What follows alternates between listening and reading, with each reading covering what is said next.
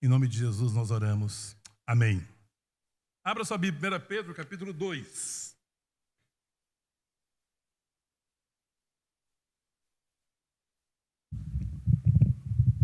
Primeira carta de Pedro, capítulo 2. E nós vamos ler a uma só voz o versículo 9 e 10. 1 Pedro, capítulo 2, versículos 9 e 10. Quando acharem, digam amém. Então já acharam. Vamos ler juntos? Seguinte, tem que ler parando nas vírgulas, descansando um pouquinho no ponto e ler para cima, assim, ó, projetando a voz. Vai para ler assim, ó.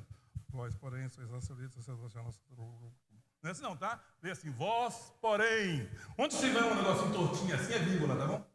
Um negocinho tortinho assim. Vamos lá? É para ler direitinho, vamos lá? Vós, porém, sois raça eleita, sacerdócio real, nação santa, povo de propriedade exclusiva de Deus, a fim de proclamar as virtudes daquele que vos chamou das trevas para a sua maravilhosa luz. Vós, sim, que não para a vírgula, vamos lá. Vós, sim, que antes não erais povo, mas agora sois o povo de Deus, que não tinhais alcançado misericórdia, mas agora alcançastes misericórdia. Não fica bom ler assim? É que a gente não respeita a vírgula, sabia? A gente passa por cima da vírgula. A vírgula é para você dar uma descansadinha assim. Aliás, quando tem a letrinha E também, você dá uma descansadinha. Não precisa correr, ninguém está com pressa. Por isso não está atrás de nós. Só o versículo 9 de novo, só o 9 agora. Vós, porém, sois raça eleita, sacerdócio real, nação santa, povo de propriedade exclusiva de Deus, a fim de proclamardes as virtudes daquele que vos chamou das trevas para a sua maravilhosa luz. Muito bem. Qual é o tema da nossa conferência? Qual é o tema geral? Eles não sabem, pastor. Qual é o tema geral? Foi escolhido faz 200 anos? O Deus... Eles não sabem, não. Vamos aprender, ensina a pessoa. O Deus de todas as nações. Repitam com o pastor. O Deus de todas as nações. Muito bem. Antes de chegarmos nesse texto aqui de 1 Pedro 2,9, que fala que nós somos povo de Deus, a palavra povo, terra, tribos, a palavra nações, tudo fala de um aspecto missionário do reino de Deus. Quando Pedro chega aqui nesse texto, Pedro está se referindo a um texto do Antigo Testamento, que nós vamos lá agora. Pedro está falando de uma nação formada para a glória de Deus. Irmãos, Deus é o Deus de todas as nações.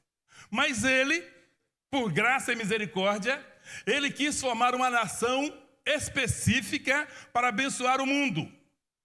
E essa nação que ele fez, embora seja a nação que a gente pode localizar geograficamente, etnicamente, nós temos essa nação no coração de Deus. Essa nação que ele formou é o Israel no sentido amplo. Essa nação que Deus formou é uma nação que é composta não só pelos israelitas, mas por todos aqueles que são chamados de Israel de Deus. Então, quando nós chegarmos nesse texto, vamos entender isso. Deus ama todas as nações. Mas para que todas as nações fossem alcançadas, Deus formou uma nação específica. E Deus nos inseriu nessa nação. Então, nós somos nação de Deus. Nós somos povo de Deus. Eu vou explicar por que nós somos.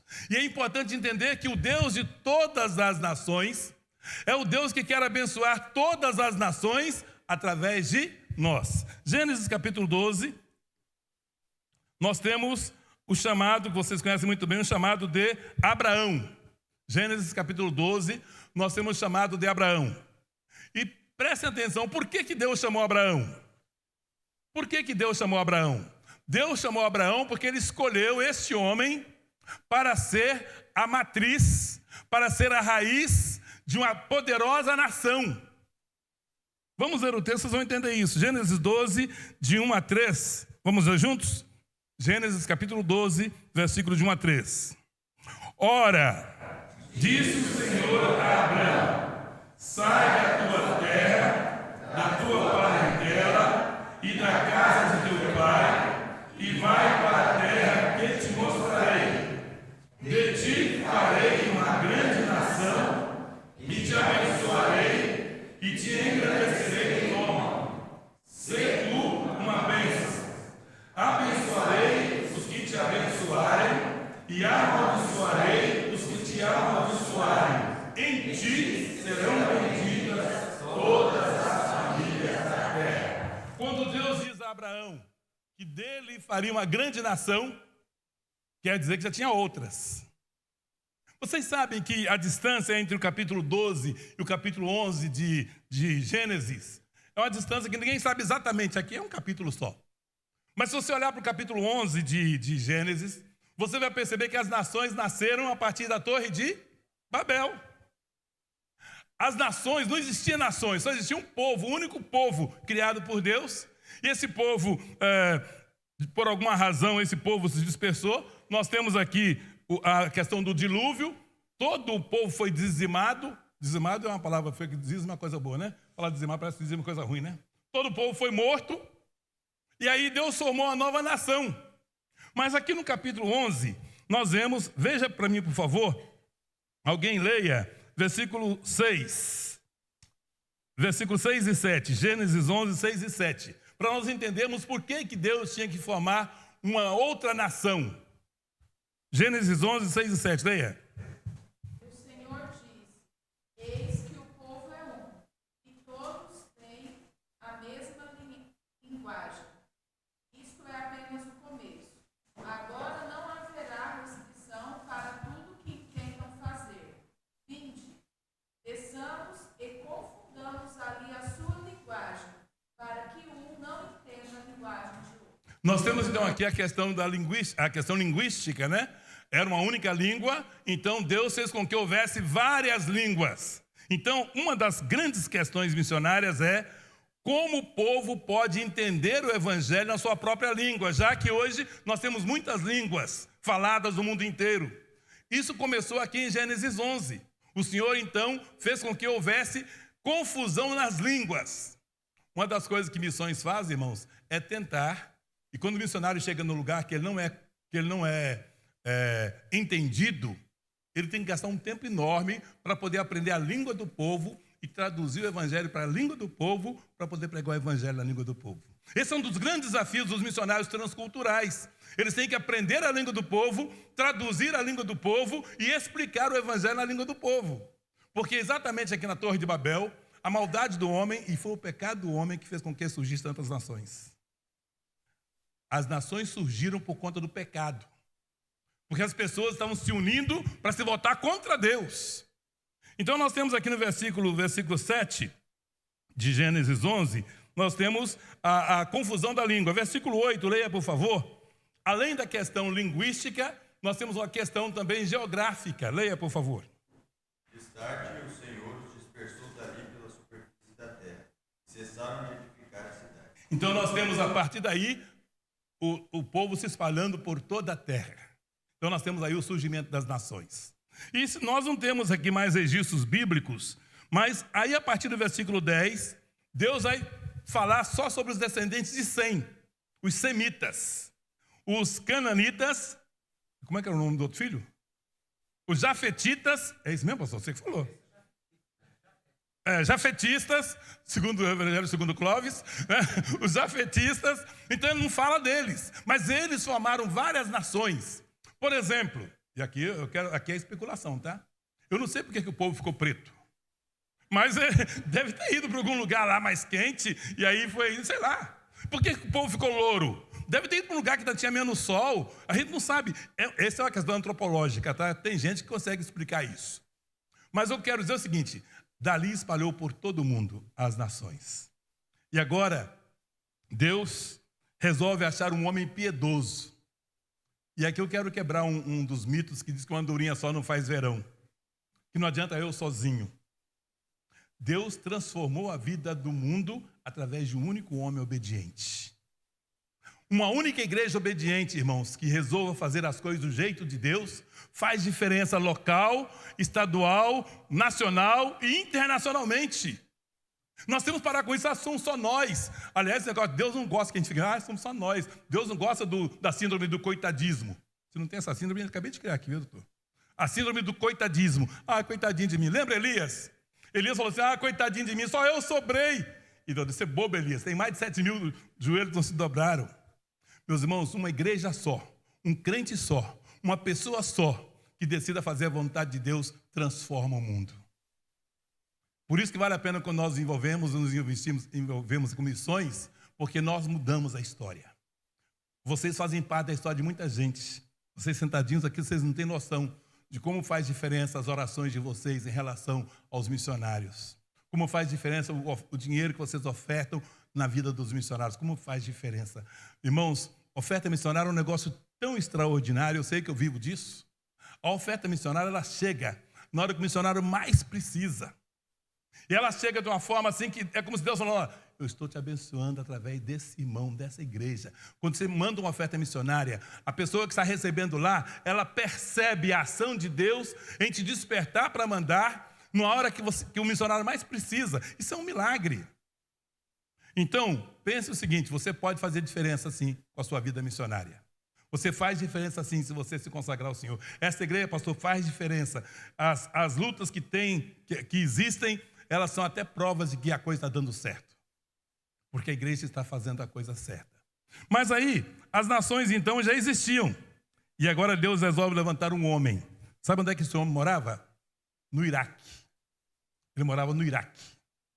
E naquela época o Iraque já era esse povo bélico que é hoje. Abraão era um dos poucos pacíficos de lá. Abraão, aliás, era Abrão, tá? Abraão virou depois. Abrão era pacífico. Abrão era um fazendeiro, próspero, tranquilo, né? E Deus resolve pegar Abrão, tirá-lo da sua tranquilidade. E aqui é um outro elemento de missões. Pessoas tranquilas demais, acomodadas demais, não fazem missões. Tem gente que quer fazer a obra de Deus, mas não quer mover um músculo de onde está. Tem gente que quer fazer a obra de Deus, mas não quer de jeito nenhum, quer se envolver. Missões se faz quando eu me disponho. Disse o Senhor a Abrão, sai da tua terra, sai da tua parentela, sai da casa do teu pai. Sabe o que quer dizer isso? Conforto, conforto e conforto. Zona de segurança. Terra, sai da tua terra, sai da casa do teu pai, dos teus parentes. Isso é conforto. Como nós gostamos, né? Eu que viajo, agora estou viajando menos por causa da Maria, mas eu viajava muito. E a melhor coisa que tem de uma viagem é chegar para casa, é voltar de volta para casa. A gente é muito bem tratado em todo lugar que a gente vai. A gente fica às vezes em hotel ótimo, casas maravilhosas, mas o lugar da gente é a casa da gente. O colchão da gente, a cama da gente, o cheirinho velho da coberta da gente, né? E ela em casa, eu tenho um problema sério que a Eliane, de vez em quando, que ela lava minha coberta, eu fico bravo quando ela lava, viu? Coisa, né? Fica tirando o cheirinho da coberta da gente. Mas o fato é que a gente se acostuma com essas coisas. É a nossa zona de conforto. Aí o que Deus fala para Abraão? Abraão, meu filho, sai da tua terra, sai da tua parentela, sai da casa do teu pai. Tudo bem, mas eu vou para um lugar melhor? Não. Você vai para onde eu te mostrar. Irmãos, quando você orar para o missionário, lembre o seguinte, o missionário, coitado no sentido bom da palavra, não é coitado coisa nenhuma, tá? O missionário, quando ele abre mão dessas três coisas, ele vai para um lugar que ele não sabe onde é. Ele não conhece nada. Ele não tem noção. Ele não sabe os obstáculos, porque quando a gente mora num lugar há muito tempo, ele sabe tudo. Os caminhos todos, com quem conversar, os apuros, a quem recorrer. Missionário não. Vai para um lugar que eu te mostrarei. Eu vou te mostrar. Sai por aí, eu vou te mostrar. E aí, olhem comigo a promessa que Deus faz no versículo 2. Deus faz duas promessas no versículo 2. Vamos ver? Gênesis 12, 2. Duas promessas. Qual é a primeira? De ti farei uma grande nação. Bom, primeira promessa. De ti farei uma. Meus irmãos, a gente não pode... quando fala grande nação, não quer dizer geograficamente. Se você olhar no mapa, Israel é desse tamanhozinho assim. Israel é uma vírgulazinha só lá. Grande nação significa para o propósito de Deus. Meus irmãos, grande para Deus não é muito. Grande para Deus não é quantidade. Grande para Deus é quando alguém se coloca nas mãos do grande Deus. Então, grande aqui nunca jamais significou que Israel fosse ser o maior país do mundo. Mas é grande porque Israel transcende as barreiras geográficas. É grande porque Israel foi criado para ultrapassar todos os limites, porque é uma nação nas mãos de Deus. Então é grande, quando nós nos colocamos nas mãos de Deus, esta igreja não precisa ser grande, no sentido de ter mais de 500 membros, para ser uma grande igreja. É grande quando ela se coloca nas mãos do grande Deus. É grande quando ela se propõe a fazer uma obra de Deus que é maior do que nós mesmos. Isso é ser grande. Então, de ti farei uma grande nação. Deus nunca mente, irmãos. Se você falar que Israel é pequeno, sim, como país, é assim. E pensar que esse país vai vencer todo mundo, vai vencer, porque ele serve um grande Deus. E aí, no Novo Testamento, Deus fala que Israel não é só mais aquela naçãozinha, mas Israel passa a ser toda a nação de Deus. E aí nós entendemos o grande de Deus. Nós fazemos parte desse grande de Deus. Nós fazemos parte desse grande agir de Deus. Nós fazemos parte disso. Então a primeira promessa é: de ti farei uma grande nação. A segunda promessa qual é? Te abençoarei. E te engrandecerei o nome. As duas coisas. Deus promete a Abraão: você está aí tranquilo na sua terra, sai da tua terra, da tua parentela, da casa do teu pai, de ti farei uma grande nação. Deus cumpriu a palavra. E a segunda promessa é: eu te abençoarei e engrandecerei o nome. Meus irmãos, na Bíblia não tem um outro nome, exceto o de Jesus, maior que o de Abraão. Abraão tem um nome tão grande que ele é chamado o pai da fé, o pai dos crentes, e Abraão é sinônimo de céu. Lá em Lucas diz: morreu o rico e foi sepultado, e morreu o Lázaro e foi levado pelos anjos para onde? Para o seio de Abraão. Abraão é sinônimo de céu na Bíblia. Ou seja, um homem que poderia ser um zero à esquerda, e não era mérito dele. Deus escolheu Abraão, transformou-o em Abraão, porque a mulher dele era estéril, transformou-o em Abraão, em vez de ser Abraão o príncipe, é o pai das nações, fez com que esse homem vencesse todos os obstáculos que haviam, e esse homem se tornou sinônimo de céu.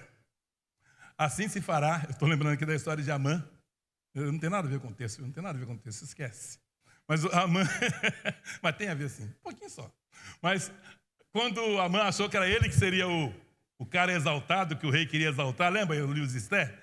Ele disse: eu vou preparar uma coisa bem extraordinária, porque serei eu esse homem. Aí quando Deus falou: não é você não, Amã, você vai fazer isso com Mordecai. Aí Amã tinha que puxar a mula o cavalo, égua, sei o que era. Ele tinha que puxar na cidade inteira. Assim se fará o homem de quem o rei se agrada. Meus irmãos, nós não temos noção do que Deus faz com aquelas pessoas que fazem o que lhe agrada.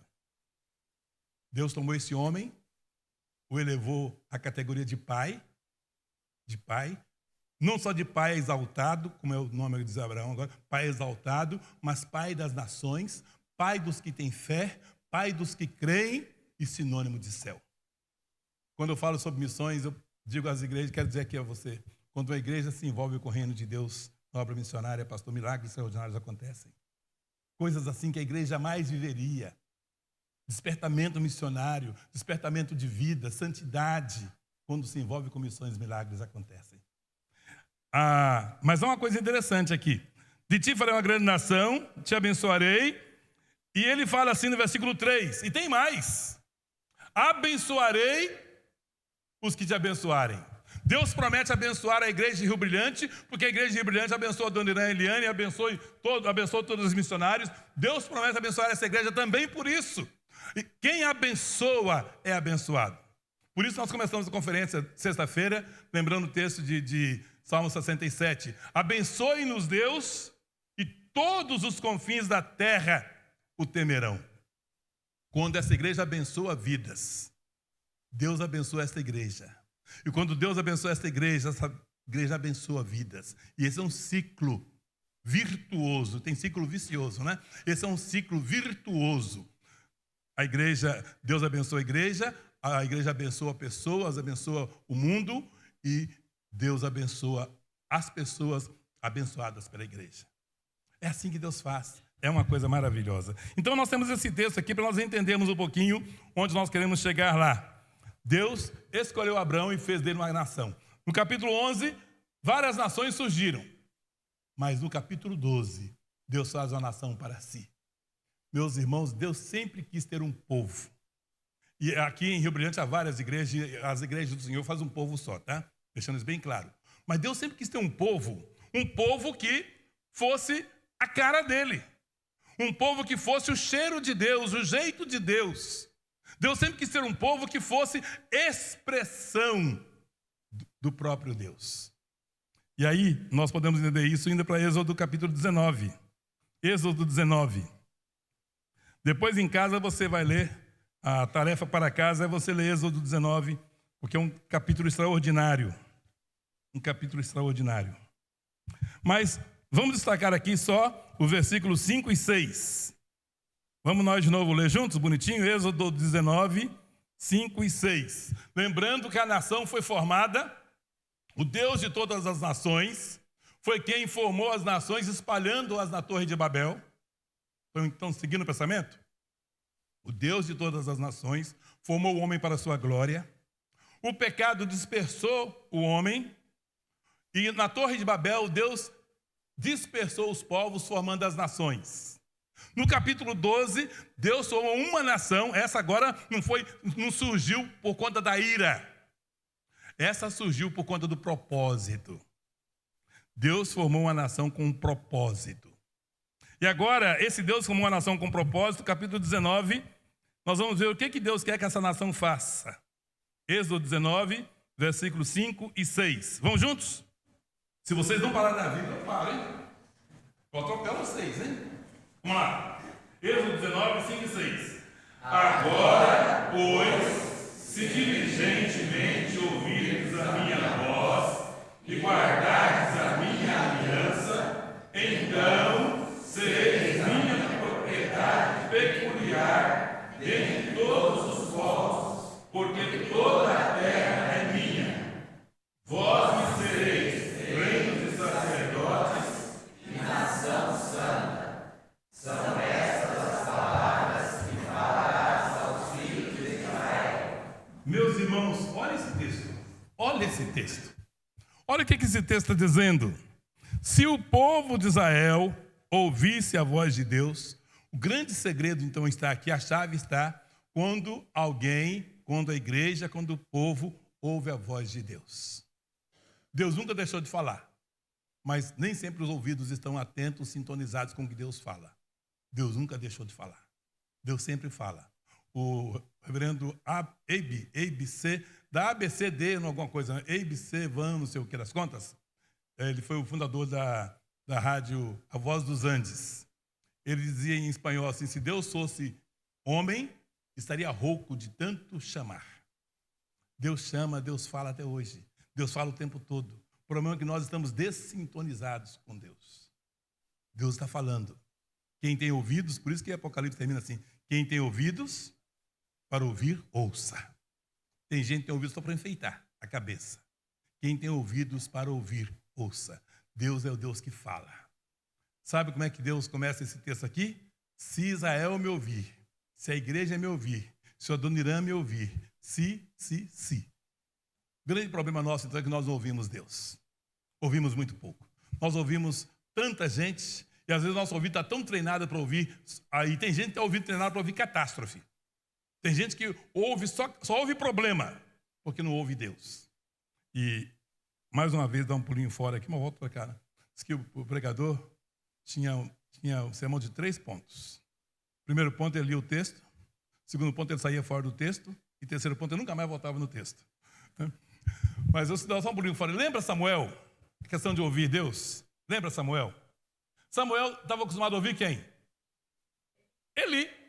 Estava errado? Não. Porque o que acontecia? Ele ouvia todo dia Eli. Então, o ouvido de Samuel, do Samuca, estava totalmente voltado para a voz de Eli. E, meus irmãos, às vezes nós estamos tão acostumados a ouvir vozes humanas. Pessoas falam com a gente, tem uns que falam demais da conta, né? Fala muito aderbal, né? E a gente está acostumado a ouvir vozes, mas nós, às vezes, não treinamos o nosso ouvido para ouvir Deus. Eu gosto quando a Bíblia começa com esse desafio. Se diligentemente ouvirdes a minha voz, primeira condição. Segunda condição, no versículo 5. E guardardes a minha... Meus irmãos, nós somos o povo da aliança. E eu quero destacar essa palavra aliança aqui, porque a aliança que Deus fez com Israel é uma aliança que nos abrange. Nós somos o povo da aliança. Então nós temos um compromisso com a aliança de Deus, o Deus que chama, o Deus que fala, o Deus que se relaciona, o Deus que se importa, o Deus que está interessado. Nós somos o povo da aliança. E às vezes esquecemos disso. Deus tem uma aliança conosco e Ele afirmou na pessoa de Cristo. Quando Ele morreu, que Cristo viesse morrer, Cristo não veio morrer pelos judeus, só pelo povo de Israel. Cristo veio morrer por todo o povo de Deus. Por isso nós somos o povo da aliança. E o grande problema, nós não ouvimos Deus. E o segundo problema, nós não guardamos a aliança que Deus fez conosco. Deus fez uma aliança conosco, irmãos. Nós cantávamos antigamente, a gente muda muito de cântico, né? A gente muda muito, mas a gente cantava antigamente, Jesus é a aliança entre você e Deus. Esses cânticos eram maravilhosos, a gente parou de cantar.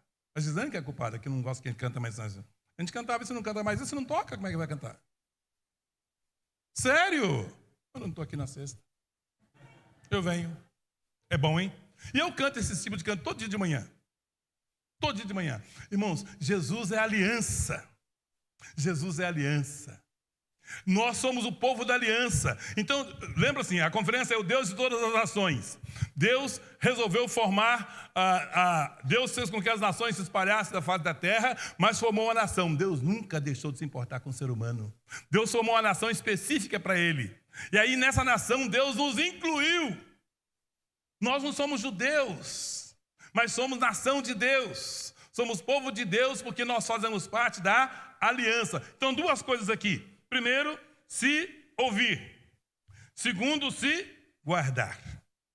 Meus irmãos, que nós guardamos a aliança. Eu não sei se vocês fazem isso, mas eu sugiro que façam todos os dias de manhã, quando você for orar. Imagine que você está orando com a miríade, com a multidão, milhares e milhares de pessoas que fazem parte dessa aliança. Mesmo que você estiver sozinho no seu quarto, no seu cantinho de oração, você faz parte da aliança. Você nunca está sozinho. O povo de Deus é um povo extraordinariamente grande e vencedor. Nós somos o povo da aliança. Por isso que o crente é feliz. Ele é feliz porque, independente da circunstância, dos problemas, nós somos felizes porque nós somos de Cristo. Nós fazemos parte da aliança, a bendita aliança. Nós fazemos parte disso. Esse é o chamado de Deus aqui. Agora vamos ao âmago do texto. Vamos lá. Agora, pois, se diligentemente ouvides a minha voz e guardardes a minha aliança. Qual é a próxima palavra que tem aí? Então. O então é se e se. A Bíblia tem que ler com muito cuidadinho, por isso que é bom ler com vírgula e ponto. O então significa se eu ouvir e se eu guardar. Tem crente, irmãos, que nunca vai crescer espiritualmente, que não ouve e não guarda. Tem crente que vai ficar a vida inteira estacionado, sentado à beira do caminho. Vai ficar o tempo todo à margem, crentes marginais, no sentido feio da palavra, não, tá bom. Né? À margem do caminho, porque não ouve e não guarda, não ouve as palavras e não guarda a aliança. Se guardar, então, primeira promessa, vamos lá? Da minha propriedade particular. Que coisa linda! É peculiar, mas particular, os dois estão certos. A palavra peculiar é que foi pago o preço, pecúlio. Foi pago um preço. E particular, porque foi pago um preço também. Então significa, quando eu ouço Deus, quando eu guardo a aliança, eu participo de uma coisa exclusiva, um clube exclusivo. Eu participo da propriedade particular de Deus. Meu irmão, eu gosto muito de Malaquias capítulo 3, quando fala assim a diferença entre o justo e o perverso. Eles serão para mim naquele dia particular tesouro. Meus irmãos, nós fazemos parte da propriedade particular de Deus. O Deus de todas as nações formou uma nação e nos inseriu nela, para que nós abençoássemos as outras nações. Essa é a conclusão, nós vamos chegar daqui a pouco. Deus nos insere nas nações, na nação dele, para que a nação dele, como foi o chamado de Abraão, abençoe o mundo. É para isso que Deus faz. Vamos continuar. Vocês serão para mim propriedade peculiar ou particular?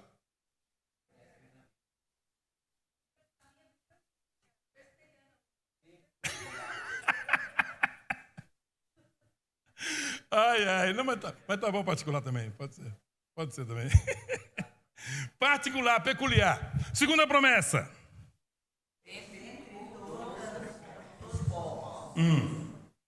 Perdão, essa é uma promessa só. Vamos ler a promessa toda então. Vamos ler direitinho aqui. A promessa toda é: vocês me serão propriedade peculiar, particular, dentre todos os povos. Presta atenção. Nem todas as nações são do Senhor, mas toda a terra é do Senhor. Salmo 24:1. Ao Senhor pertence a terra e tudo que nela se contém, o mundo e todos aqueles que nele habitam. A terra inteira é do Senhor. Os homens talvez não. Os seres humanos talvez não. No sentido demográfico, talvez não. Mas no sentido geográfico, tudo é do Senhor. Mas por que é importante entendermos isso? Vocês me serão propriedade particular, peculiar, entre todos os povos, que toda a terra é minha, onde vocês estiverem, inclusive em Rio Brilhante. Nem todos de Rio Brilhante são do Senhor, mas a terra é do Senhor. E Deus tem nessa terra povo da sua nação. Deus tem nação dele aqui em Rio Brilhante. Deus tem nação dele em Mato Grosso do Sul. Daqui a pouco, vou passar. Meu relógio estragou. Cadê meu relógio aqui? Não tem hora, eu vou ter que demorar hoje, não tem hora.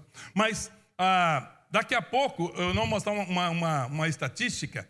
Tem país que estatisticamente é zero de crente.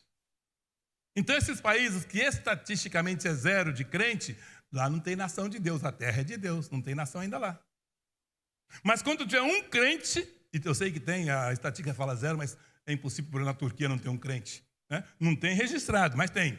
Né? Mas se tiver um crente, é reino de Deus. Percebe quando Deus fala que nós podemos abençoar o mundo, meus irmãos? Por exemplo, um crente aqui de Rio Brilhante que sai e vai lá para um país desses proibidos, quando ele chega lá, ele está levando a nação de Deus, o reino de Deus até lá. Deus nos chama para abençoar as nações. Então, toda a terra é do Senhor. Toda a terra é do Senhor. Segunda promessa, agora no versículo 6. Lá no primeiro nós temos noção de propriedade particular. Segunda promessa. Para aí. Agora tem várias promessas aí. Primeira coisa, vocês me serão reino de sacerdotes. Lembra, irmãos, que para cada grupo de 1.000 pessoas, um sacerdote. Para cada grupo de 500, um sacerdote. Para cada grupo de 100. De 50 era muito difícil. Mas as nações tinham um sacerdote para cada grupo X. Vamos colocar 1.000. Deus formou um povo que cada um é sacerdote. Olha que coisa forte. Cada um é sacerdote. Deus formou um povo chamado de reino de sacerdotes. Eu e você, no reino de Deus, na nação de Deus, nós somos sacerdotes. Isso muda tudo. Ou seja, o povo de Deus, para abençoar o mundo, não precisa de um único sacerdote, que todos são sacerdotes. Um dos princípios da reforma protestante, que infelizmente está precisando reformar de novo, é o sacerdócio universal dos santos ou dos crentes. Nós devíamos todos ser sacerdotes, nós todos devíamos abençoar, nós todos devíamos ministrar, nós somos todos da mesma nação de Deus. Então nós contratamos um pastor, e esse pastor prega para nós, esse pastor ora para nós, o pastor faz tudo por nós, está tudo bem, mas seria muito melhor se todos fizessem. Uma das melhores fases da minha vida pastoral ali em Campo Grande foi quando eu adoeci, depois de comemorar uns 50 anos de igreja, foi uma festa bonita e tal, mas eu me esgotei mesmo. Eu cheguei quase ao fundo do poço de esgotamento. E aí um dia eu reuni o conselho, Naquela época, o nosso conselho tinha 11 presbíteros, e a igreja tinha mais de 500 membros, mais ou menos, e eu estava muito cansado. Eu disse: irmãos, ou eu paro, ou vocês pastoreiam comigo. Ou eu paro, ou vocês pastoreiam comigo. Mas pastor, como assim? Como assim que presbítero na igreja presbiteriana do Brasil é para pastorear? Eu, presbítero, com eles, Pedro diz. Então, veja o seguinte: vamos dividir a igreja no sentido de que vocês pastoreiam, eu pastoreio vocês, e vamos ver até onde eu aguento. E, meus irmãos, foi uma bênção. De repente, o meu conselho entendeu que eles também eram pastores. No nosso sistema presbiteriano, o presbítero não pode ministrar a ceia, o presbítero não pode fazer os sacramentos apenas, no sistema presbiteriano. Mas tudo mais ele pode fazer, inclusive o casamento. Não pode só sacramento, casamento não é. E, a partir dali, a coisa começou a prosperar, porque os meus presbíteros viraram pastores comigo. Foi a época melhor que eu tive no pastorado. Porque eu podia... Hoje, alguns deles ainda estão assim. Mas o outro pastor que veio, mudou a dinâmica, enfim. Mas a coisa foi tão interessante, irmãos, foi tão interessante, que um dia eu fui fazer uma visita. Normalmente as pessoas querem que o pastor visite. É o pastor que tem que visitar. Mas eu fui fazer uma visita e achando que eu era o pastor. Eu achava que eu era o pastor, estou me achando, né? Cheguei lá: ô meu irmão, Deus te abençoe. Fiz a visita, a pessoa me recebeu muito bem. Quando terminou a visita, a pessoa disse: pastor, está muito bom o seu testemunho, quando é que o presbítero Isaac vem? Me derrubou do cavalo, veio: Isaac, o Isaac, tá bom, vou falar para ele. Aí cheguei lá: Isaac, não me querem você, vai lá, se vira, cara. Né? Foi muito legal, porque normalmente eu sou: quando é que o pastor vai vir? Né? O que eu quero dizer é o seguinte, irmãos: quando nós entendemos o conceito de sacerdócio, nós passamos a ser bênção para as nações. Quando você entender que é bênção ter o seu pastor, que te guia, te orienta, e é bíblico isso, mas que você, além do pastor, independentemente do pastor, você é sacerdote, você é servo e serva de Deus, você pode e deve ministrar no nome de Deus, você deve ser uma bênção para o mundo, aí sim a igreja toma uma nova dimensão. Você é sacerdote. Então, a nação de Deus é composta de gente particular, é composta de sacerdotes. Mais uma coisa aí no versículo 6. Por que a nação santa? E aí vem o conceito da palavra santo, irmãos. Separado. Nunca, meus irmãos, nunca pensem em santo como alguém perfeito moralmente. Esse conceito é um conceito católico romano equivocado. Tem conceitos bons, está lá. Mas esse é equivocado. O santo não é uma pessoa que é perfeitamente moral. Mas o santo é alguém que é separado para Deus. Então, faz muito sentido. Essa nação aqui tinha muitas nações na época de Abraão. De Abraão. De Abraão fica feio, né? De Abraão. De Abraão. Tinha muita gente nessa época. Isso é cacofonia feiosa. Mas aí, na época de Abraão, tá, para não falar palavrão, de Abraão, Deus resolveu separar uma nação. Isso é exclusivo. Faz muito sentido, irmãos. Nós somos separados para Deus, por isso que somos santos. Nós somos separados para Deus, por isso que somos santos. Vamos continuar. Nação santa. Tem mais? São essas as palavras que falarás aos filhos de Israel. Então, meus irmãos, para a gente terminar aqui antes das estatísticas, vamos agora para o nosso texto básico. Para não falar que eu li o texto, fugi do texto, nunca mais voltei no texto. 1 Pedro 2,9. Agora vocês vão entender por que Pedro escreveu isso. Vocês vão entender o que Pedro quis dizer com isso. Faz muito sentido. Esse texto, uma professora de português me ensinou como é que chama isso. Não é interleitura, não. Tem um nome que você pega o texto. Intertextualidade. Obrigado, professora. Obrigado. Olha só, esse texto lá no Antigo Testamento, Pedro traz ele agora para cá. E Pedro vai dizer assim, olha só, vamos juntos, o 9? Vós, porém, sois raça eleita, sacerdócio real, nação santa, povo de propriedade exclusiva de Deus, a fim de proclamardes as virtudes daquele que vos chamou das trevas para a sua maravilhosa luz. Pedro está aqui interpretando e aplicando o Antigo Testamento. A Bíblia é a palavra de Deus. O apóstolo Pedro não era o melhor teólogo deles, não. Mas Pedro simplesmente está dizendo, olha, vocês lembram da Bíblia? A Bíblia diz que vocês são raça eleita. A Bíblia diz que vocês são povo de propriedade exclusiva de Deus. A Bíblia diz que vocês são nação santa. A Bíblia diz. Irmão, nós vamos aprender a dizer, a Bíblia diz. A Bíblia diz que nós somos isso. Eu não preciso sentir. A Bíblia diz que eu sou. A Bíblia diz que eu sou povo escolhido de Deus, que eu sou raça eleita, que eu sou nação santa, que eu sou povo de propriedade exclusiva, que eu sou sacerdote. A Bíblia diz. Agora, presta atenção no final do versículo 9. Por que a Bíblia diz isso? Para que nós somos tudo isso? E voltando ao Salmo 67, quando fala assim, seja Deus gracioso para conosco, nos abençoe, enche nosso caminhãozinho de bênção, mas muita bênção, Deus manda bênção, mais bênção, manda bênção, Deus. Quando fala para a gente fazer isso, a gente tem que ter muito cuidado. Porque lá no Salmo 67, 2, assim, para que se conheça em toda a terra o teu caminho. Quando eu peço bênção para Deus, é para eu abençoar o mundo. Presta atenção nessa conclusão. Você pode pedir bênção para Deus? Pode. Mas quanto mais Deus te abençoa, mais endividado você fica com Deus. Quanto mais Deus te abençoa, mais você precisa abençoar as nações. Quanto mais essa igreja é abençoada, reverendo, mais essa igreja precisa abençoar os outros. A bênção de Deus é quem nos enriquece. Ela nos enriquece porque é um movimento contínuo. Deus nos abençoa, nós abençoamos os outros, Deus vai nos abençoando, e os outros são abençoados, vão abençoar outros. É uma coisa maravilhosa. Então, Salmo 67, 1, Deus nos abençoa. Salmo 67, 2, para que se conheça na terra o teu caminho. 1 Pedro 2, nós somos raça eleita, sacerdócio real, nação santa, povo de propriedade exclusiva de Deus. Para quê?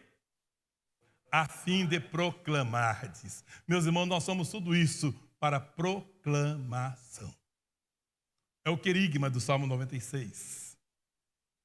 Anunciar entre todas as nações a tua glória, entre todos os povos a sua majestade. Nós somos nação de Deus. Esse Deus de todas as nações nos criou como nação sua, a fim de proclamarmos as virtudes daquele que nos chamou das trevas, que nos tirou das trevas para a sua maravilhosa luz. Nós somos tudo isso para a proclamação. Quando nós não proclamamos, irmão, nós perdemos todos esses direitos. É igual ao maná. Se as pessoas não comessem o maná, que era colhido, cheirava mal e dava bicho. Tem muito crente com bênção apodrecida. Forte isso, mas tem muitos crentes tão abençoados e a bênção apodrecendo na vida deles. Desperdício que nós temos na nossa casa. Desperdício que nós temos com dinheiro que é de Deus. Não é só os 10% que é de Deus, os outros 90% também é. Desperdício. Falta de visão. Investimos naquilo que não é eterno e deixamos de investir na eternidade. Nós precisamos reordenar a nossa vida, de forma que a gente possa sempre ter a visão de Deus, a fim de proclamardes as virtudes daquele que vos chamou das trevas para a sua maravilhosa luz. Meus irmãos, que o Senhor nos abençoe para que a gente possa entender, de fato, que nós somos chamados por Deus. Cadê a Anne? Nós somos chamados por Deus para abençoar. Nós somos chamados por Deus para sermos instrumentos nas mãos dele. Que o Senhor nos abençoe. Entenda, nós somos raça eleita, sacerdócio real, nação santa, povo de propriedade exclusiva de Deus, para proclamar. Para proclamar. Enquanto isso, abaixa a sua cabeça, por favor. Eu quero que você ore nesta manhã. Nós vamos ter, daqui a pouco não, nós vamos ter, a Anne chegou ali, nós vamos ter, irmãos, nós vamos ter hoje à noite um tempo de consagração. E não dá para encerrar uma conferência missionária sem que a gente reveja nossas bases missionárias, sem que a gente reveja a nossa contribuição, sem que a gente reveja a nossa vida de oração, sem que a gente reveja a nossa maneira de fazer missões. Não dá para encerrar uma conferência sem isso. Então nós vamos ter um grande momento de consagração. E pode começar agora já na sua vida, mas teremos um momento específico disso. E nesse momento específico, nós vamos pedir a Deus que nos ajude para que nós sejamos ainda mais abundantes na obra do Senhor. Vamos orar? Baixa a cabeça, vamos orar. Consagra o Senhor. Durante esse resto de ano, mês de abril, talvez não abril, mas mês de maio, comece a dizer para Deus qual é a quantidade, qual a quantia que você vai dedicar mensalmente para a obra missionária além do seu dízimo. Comece desde agora a dizer qual o tempo você vai tirar durante essa semana, a partir de agora, qual o tempo que você vai tirar para poder orar ao Senhor por missões. Comece a dizer para o Senhor o que é que você pretende fazer nesse ano como evangelista, como sacerdote do reino, para a glória de Deus. E aí, faça a conta na sua casa. Eu quero dizer que vai ser o maior investimento da sua vida. E eu teria muita alegria de ouvir do pastor Clóvis depois, ou de alguém do DEME, que a contribuição dobrou. Eu sei que você tem muito compromisso já, mas com Deus você nunca perde, só ganha. Gostaria muito de ouvir notícias da Igreja Rio Brilhante, que eu estou sempre ouvindo, de crentes que começaram a dobrar os joelhos e orar por missões e ficarem sabendo de milagres extraordinários que Deus está fazendo. Gostaria muito de ouvir que mais pessoas se envolveram com o DEME, se envolveram com missões. Você é raça eleita, sacerdócio real, nação santa, um povo de propriedade exclusiva de Deus. Deus te chamou para ser bênção para o mundo. Não apenas você ter uma vida confortável, maravilhosa como você tem, não tem nada de errado com isso, mas Deus te chamou para muito mais do que isso.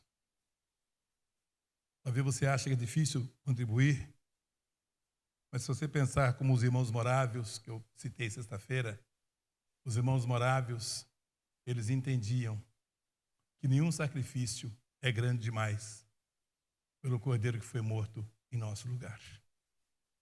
Quem sabe se você entender tudo isso, você vai poder dobrar a sua contribuição ou triplicar. Não vai te fazer falta, não. Vai abençoar muito mais e você vai perceber que vale muito a pena. Quem sabe você vai perceber que o seu envolvimento com o reino de Deus pode ser muito maior.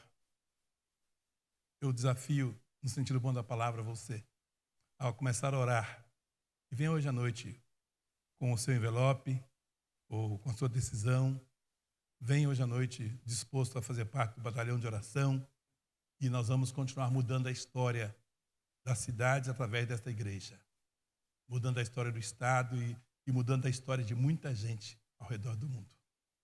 Pai, nós pedimos ao Senhor, em nome de Jesus, que o Senhor desperte nessa igreja mais e mais o espírito missionário, Deus. O espírito de cooperação, de consagração, de contribuição, de oração, Senhor. Em nome de Jesus. Que o Senhor faça isso para a glória do Teu nome. É o nosso desejo, é a nossa oração, em nome de Jesus. Amém. Amém. Rapidinho, irmãos. Já estou terminando, tá? Mas eu queria só convidar vocês. A gente ora, às vezes, e não tem noção, né, das coisas. Então, alguns dados missionários nós vamos ver hoje, só para vocês terem ideia. O que isso quer dizer com isso? Você vai tocar? Ah, ele vai tocar!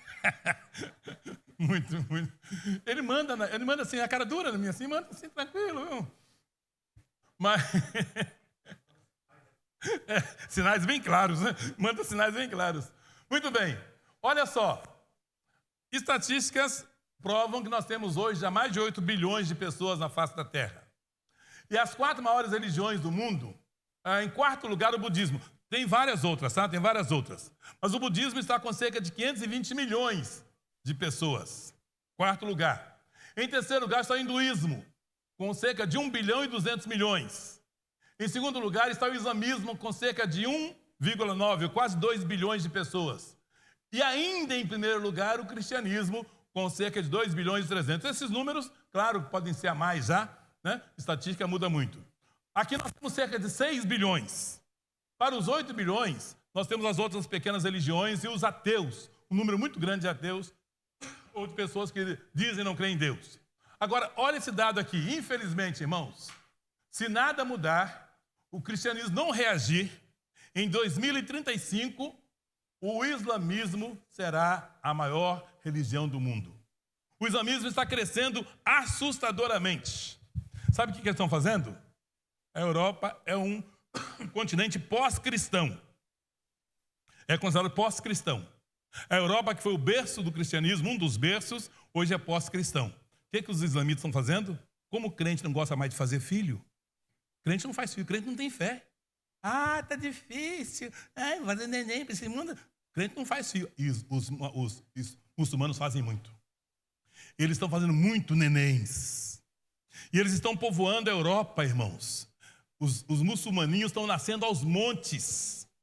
E vai ter muitos muçulmanos. E, além de tudo, eles evangelizam mais do que nós. Eles são capazes de morrer pela fé deles, nós não. Então, não se iludam, daqui a pouco nós teremos, infelizmente, a não ser que nós reajamos. A não ser que o cristianismo, de repente, fique um pouco mais agressivo, né? E, de repente, acredite que Jesus vai voltar e tudo mais, tá bom? Nós temos, olha que surpresa, nós temos os 3 países mais evangelizados da América do Sul, Brasil em primeiro lugar. Hoje já chega a cerca de 30% da população evangélica no Brasil, chega a cerca de 30% já, tá? O Chile e a Guiana, essa Guiana é a Guiana inglesa. A Guiana inglesa, ela é composta de africanos, ela é composta de ex-escravos e de indígenas. E por isso que ela é muito mais aberta ao evangelho do que a outra Guiana, que está entre os que menos têm, né? E olha a surpresa nossa, vizinhos de nós aqui, nós temos o Paraguai e o Uruguai, que são países em que não é proibido pregar o evangelho, também não é muito estimulado, mas infelizmente, irmãos, nós temos aqui o Uruguai, é perto de nós um dos lugares bem menos evangelizado. Desafio aqui para nós mandarmos obreiros aqui para os nossos vizinhos, Paraguai e Uruguai. E a Guiana Francesa, por conta da influência europeia, né, também, tá bom? Os menos evangelizados do Brasil, esse levantamento do reverendo Ronaldo Lidório, os indígenas, os ribeirinhos, os quilombolas, os ciganos, os sertanejos, os refugiados e imigrantes e os surdos. Por que tem aqueles 10 milhões lá e 3 milhões aqui? 3 milhões são surdos mesmo. 10 milhões têm deficiência auditiva. Alguns que não são surdos, mas tem grande... Então nós temos gente e esses surdos precisam ser evangelizados. E por fim, os mais ricos dos ricos e os mais pobres dos pobres. Os grandes edifícios, difíceis de chegar, e as favelas, difíceis de chegar. Irmãos, temos muitos desafios aqui. A igreja precisa acordar para esses desafios. Vamos lá. Os países com zero, esse zero aí é relativo, tá? Porque tem lugar aí que tem crente. Mas são esses países aí, o Iêmen, a Saara Ocidental, a Tunísia, a Somália, San Marino, Marrocos, Maldivas, Afeganistão, né? Esses estão lá na janela 1040. A maioria deles estão na janela 1040, que é onde estão os mais resistentes ao evangelho, tá bom? Os 5 países, maior número de grupos étnicos não alcançados. Não é pessoas. Por exemplo, a China entra aí. E a China tem uma igreja vibrante, grandona. Mas tem grupos na China que não foram alcançados ainda. A Índia, a China, Bangladesh e esses lugares todos aí. Paquistão, são lugares onde existem grupos não alcançados. Sabe, grupos fechados? Esse é o caso, tá bom? Agora, uma informação bem chocante. Antes de eu passar a informação, quanto você investe em missões por ano? Só pense, quanto você investe por missões por ano? Eu fiz esse desafio na nossa igreja, reverendo, e a nossa igreja começamos a ter um índice extraordinário. Juntando tudo, dividindo tudo que nós arrecadávamos, nós chegamos a arrecadar ali 35 mil, fora o que o conselho dava, 35 mil só para missões. Dividindo 35 mil por mês, pelos membros da igreja, nós chegamos a um índice lindo, maravilhoso. Nós tínhamos lá um percentual muito bom de pessoas que davam oferta missionária por ano, por mês e por ano. Então, quando nós alcançamos 35 mil, e não eram muitos que davam, mas os que davam, eram pessoas que davam com tanta generosidade. Tem gente que dá R$1, está tudo bem. Mas tem gente que dá esmola para Deus. Deus não quer esmola. Deus quer um sacrifício de louvor. Então, se você vai votar, vote alguma coisa que te custe alguma coisa. Se você votar, eu vou dar todo mês R$3. Tá bom, tudo bem. Mas, infelizmente, irmãos, nem isso é a realidade. A igreja brasileira hoje, infelizmente, ela está contribuindo com apenas R$2 por mês, a média. Não é chocante? Agora, dá para você saber, você está sentado aí, quanto que você dá todo mês para missões? Aí você vai ver que esse dado é chocante, mas é verdadeiro. R$2 por mês. É a média. Tem uns que dão 5, outros dão 10, alguns dão 200, outros dão 300, mas como a maioria não dá, chega nesse número assustador. Menos que uma Coca-Cola. E isso tem sido, meus irmãos, muito chocante, porque, infelizmente, nós temos hoje uma igreja que ora, fala de missões, mas não contribui para missões. Eu queria que hoje à noite você viesse disposto a dizer, esse ano, dentro dos meus propósitos, eu quero subir essa média aí. Digamos que você fala assim, digamos que você diga, vou dar R$5 todo mês. Vai fazer diferença. Se todo mundo der R$5. Você fala, vai dar 20 por mês, não importa. Dê de acordo com a sua posse. Dê de acordo com a sua fé. Mas nós vamos subir esse número, a começar aqui de Rio Brilhante, em nome de Jesus. Vamos encerrar, ora aí. Consagra a sua vida, o pastor pediu para cantar. Tem letra? Tá bom. Ele fica brigando.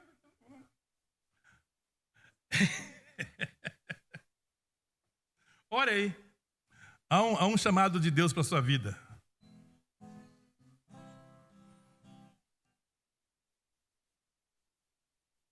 Tem um negócio aqui no meio? Tá bom, tá bom.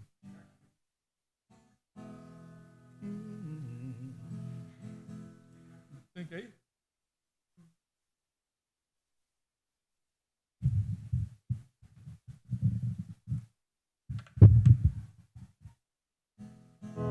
Mas na verdade isso é um hino muito apropriado. Ouça a voz de Deus ao seu coração.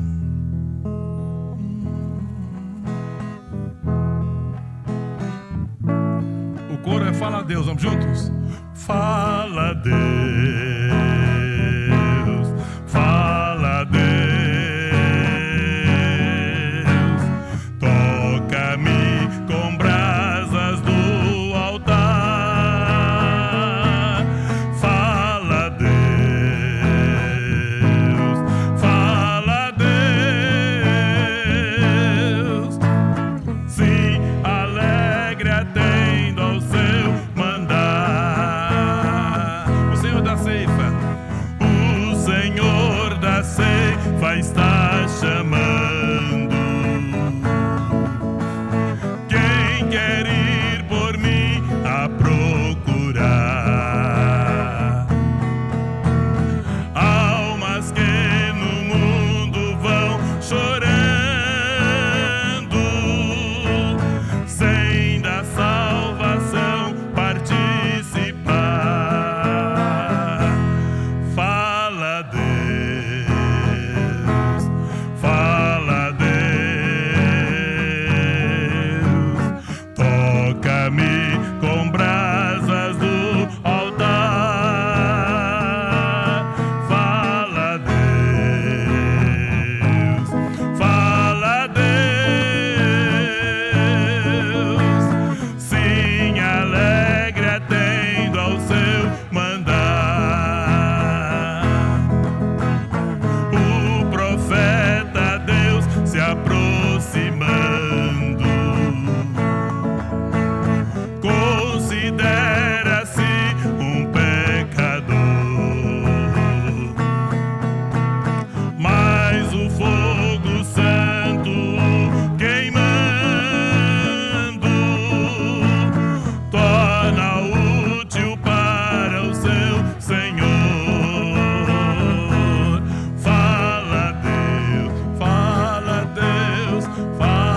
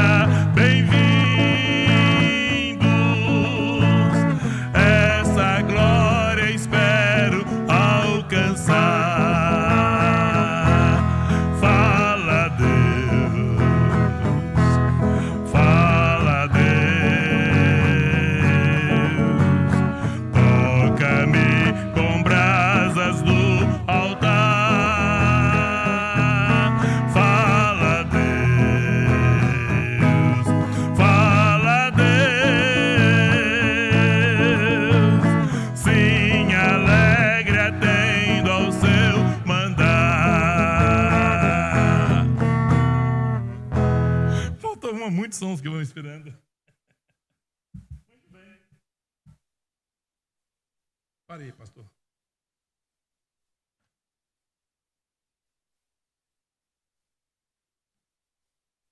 Vamos ficar em pé, irmãos.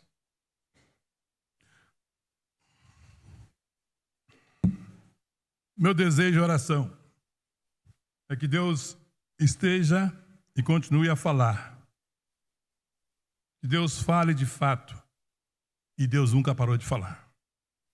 O problema não está na voz de Deus, mas no nosso ouvido viciado. Nosso ouvido que só tem ouvidos para ouvir as nossas próprias necessidades e a voz dos que nos cercam.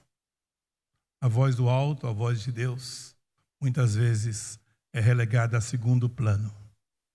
Que nessa manhã, o Espírito Santo do Senhor abra bem os seus ouvidos, abra bem o seu coração, para que você entenda e veja a necessidade do mundo. Que você sinta misericórdia das almas que perecem. Que você sinta empatia com os missionários que estão no campo, pagando um preço enorme no seu lugar. Que você olhe para tudo que Deus tem te dado e seja grato, seja grata, mas diga: Senhor, de tudo que o Senhor me dá, eu quero devolver a Ti em gratidão, em forma de dízimo, em forma de ofertas, em forma de donativos. Quando você olhar para a sua saúde, para a sua vida e para as suas atividades cotidianas, você possa dizer: Senhor, sou grato pela vida que eu tenho, pela saúde que eu tenho, pelo trabalho que eu tenho, mas eu quero devolver a Ti em forma de dedicação na obra do Senhor. Quando você olhar para a igreja e perceber que há alguma coisa que você pode fazer para que a igreja cresça, você diga: Senhor, conte comigo. Eu estou pronto, Senhor. Estou pronta, eu quero te servir. Mas quem sabe alguém quer ir para o campo missionário, quer ir para os institutos, os seminários, e precisa que você diga: vá que eu te envio, vá que eu seguro a corda. Quem sabe você pode abençoar alguém que está indo, ou mesmo você, não importa a sua idade e a sua condição, dizer: eu quero ir, eu quero servir. Missões se faz com os pés dos que vão, mas com os joelhos dos que oram e com o bolso dos que contribuem. Que Deus levante aqui e que essa manhã e esse dia seja um tempo de maior engajamento na obra missionária. Pai amado, em nome de Jesus, nós abençoamos o Teu povo nesta manhã. Te damos graças, Deus, pela reflexão, o estudo da Tua palavra. Te damos graças, Deus, pelas pessoas que estão entendendo, porque muitos aqui têm ouvidos não para ouvir, Senhor, mas os que têm ouvidos para ouvir, ó Deus, coração para crer. Que o Senhor abençoe e use, ó Deus, para que haja uma multiplicação dos recursos e dos envolvimentos missionários nessa igreja. Ó Deus, que em muito pouco tempo, essa igreja, não apenas alguns, mas toda a igreja seja uma igreja missionária, envolvida, comprometida, Senhor Deus. Que o Senhor levante mais homens e mulheres dispostos a te servir e a ser instrumento nas Tuas mãos. Ó Deus, em nome de Jesus. Pai, que o dia de hoje seja um dia de consagração. Estaremos juntos comendo e bebendo ali, Senhor, mas que não nos esqueçamos de que o Senhor é Deus provedor. O Senhor é o Deus que faz todas as coisas. O Senhor é quem nos sustenta. O Senhor é quem nos guarda. Louvado seja o Teu nome, Senhor. Nós te amamos, nós te bendizemos, nós te exaltamos, nós te glorificamos. O nome amado do Senhor Jesus, o Senhor da igreja, o missionário que veio do céu para nos salvar, para nos redimir e para nos enviar. Em nome de Jesus. Amém.